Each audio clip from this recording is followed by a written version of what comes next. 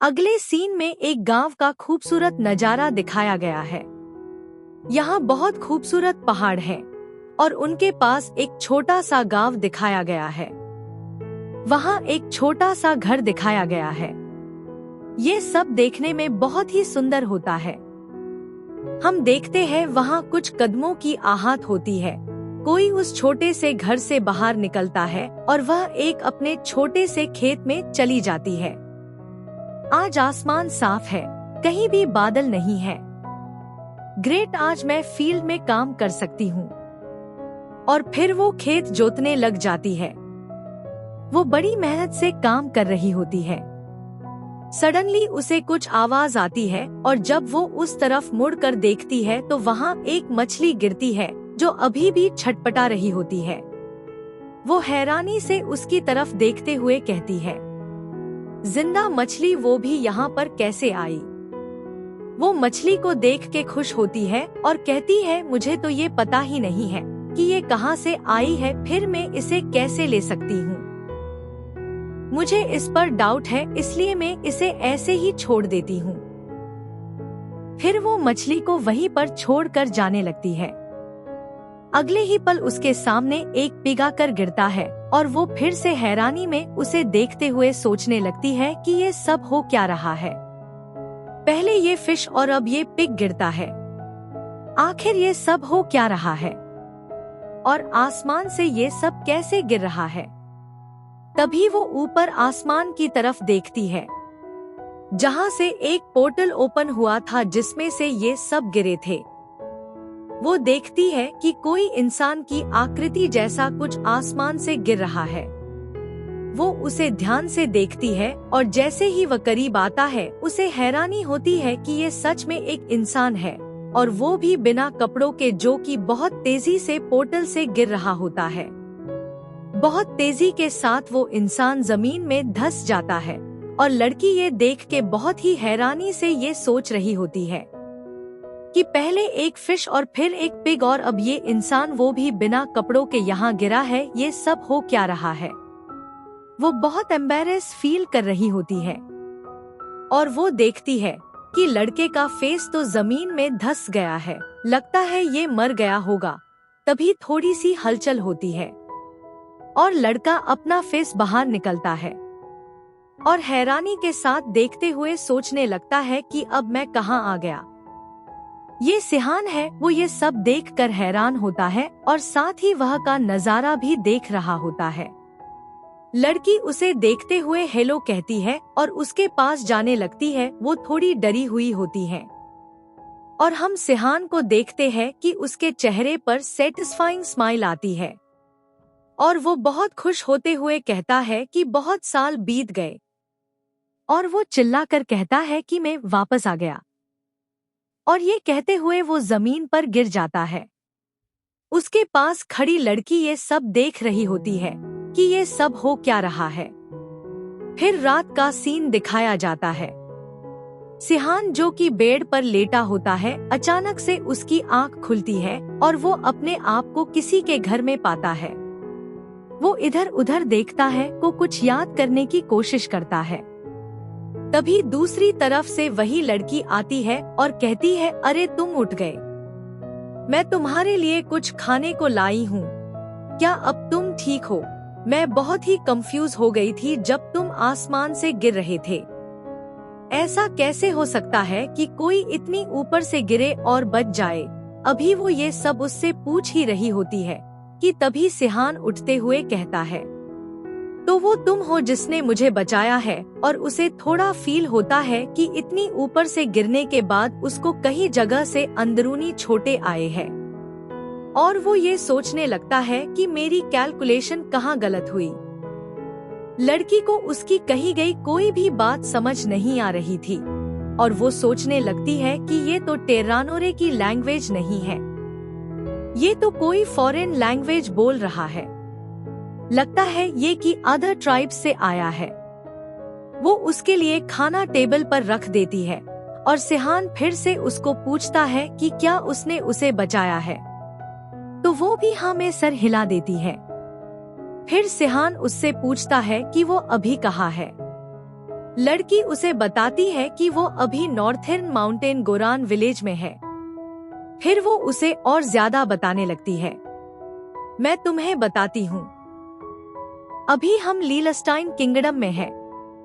लीलस्टाइन उन 7 हीरोज में से जिन्होंने यहाँ नई क्रांति लाई। सिहान सडनली चौंक कर कहता है लीलस्टाइन किंगडम और एक स्माइल पास करता है। वो मन ही मन सोचने लगता है वो तो लीलस्टाइन अब यहाँ की किंग है, दैट बास्टर्ड, और कहते हुए गुस्से से भर जाता है। सिहान फिर कहता है कि क्या मैं कुछ कपड़े उधार ले सकता हूँ। लड़की कहती है हाँ बिल्कुल। कपड़े पहनने के बाद वो अपना खाना खत्म करता है। खाना खाते हुए वो कहता है लगता है कि यहाँ मसाले बहुत ही महंगे हैं। मुझे ऐसा लग रहा है जैसे कि मैं वापस आ गया हूँ।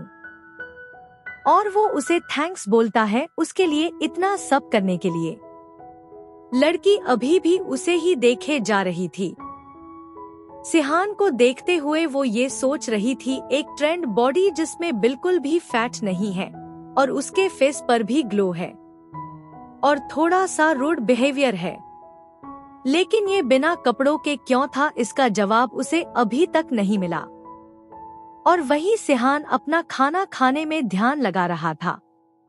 सिहान जो कि अपना खाना खा चुका था लड़की से पूछने लगता है मैंने आपका नाम नहीं पूछा, मुझे बचाने वाले का नाम जान सकता हूँ। लड़की रिप्लाई करती है मेरा अलिता अलिता है और जैसा कि आपने देखा कि मैं कंट्रीसाइड गर्ल हूँ। सिहान सही में? सिहान रिप्लाई करता है क्या सोडहायर को एक विलेजर गर्ल माना जाता है? तुम तो बहुत प्रीटी हो। अलिता ये सब सुनकर थोड़ा सा स्माइल करती है और कहती है कि तुम्हें ये कैसे पता? सिहान कहता है ये तो बस मैंने गस किया था। और फिर सोचने लगता है अभी यहाँ वो सब एक्सप्लेन करना बहुत मुश्किल होगा, इसलिए को अलिता को ज्यादा कुछ नहीं बताने का डिसाइड करता है। अलिता कहती है हाँ मैं एक वेपन वॉरियर हूँ और मैं नाइट्स की श्रेणी में आती हूँ। हम किसी भी एम्पायर में नहीं आते, हम बिल्कुल फ्रीली तरीके से अपनी लाइफ को स्पेंड करते हैं और साथ ही हमारा कोई राजा नहीं होने के कारण हम अपने काम खुद ही करते हैं और मैं अपनी फसलें खुद उगाती हूँ। सिहान कहता है तभी मैं कहूँ तुम अकेली क्यों हो? एक और सवाल पूछना चाहूँगा, तुम्हारे यहाँ के राजा के साथ क्या संबंध है? तभी सिहान के ऊपर टेबल आती है जिसका उसे अंदाजा भी नहीं होता। अलिता ने पूरी ताकत से टेबल को सिहान के ऊपर उछाल दिया था।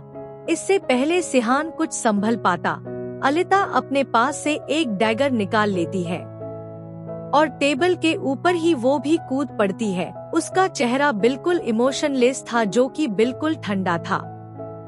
तभी वो देखती है टेबल के नीचे सिहान नहीं है। ये क्या हुआ था? उसे कुछ समझ नहीं आ रहा था।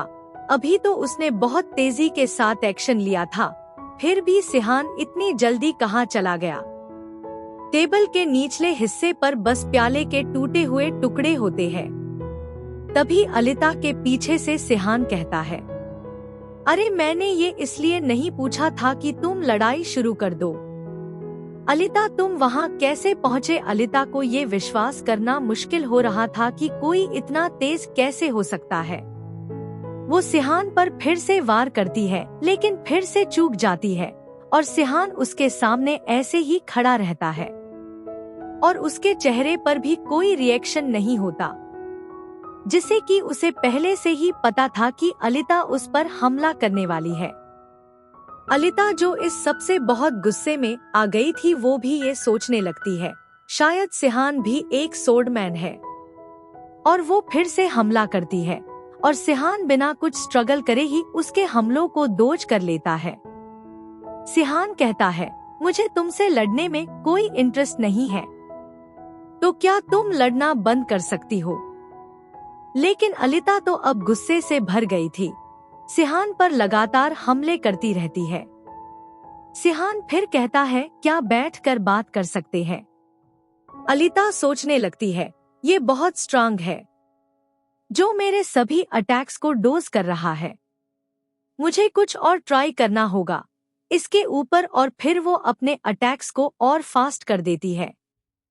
सिहान ये सब देख के हंसने लगता है और कहता है कि तुम उतनी शांत हो नहीं जितनी दिखाई देती हो, लेकिन तुम बहुत दयालु हो। और ये कहते हुए सिहान जाने लगता है। सिहान को जाता देख वो रुक नहीं पाती और सिहान के पीछे से हमला कर देती है। तभी उसे लगता है डेगर किसी चीज से टकराया है। वो ये देख के शॉक हो जाती है कि सिहान ने सिर्फ एक लकड़ी की चम्मच से उसके अटैक को रोक लिया, लेकिन कैसे? वो बहुत ज्यादा शॉक हो जाती है।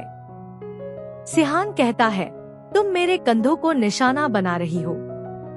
मीन्स तुम मुझे मारना नहीं चाहती, बस मुझे घायल करना चाहती हो। उसने रोकने के बाद सिहान अलिता को एक पुश करके गिरा देता है।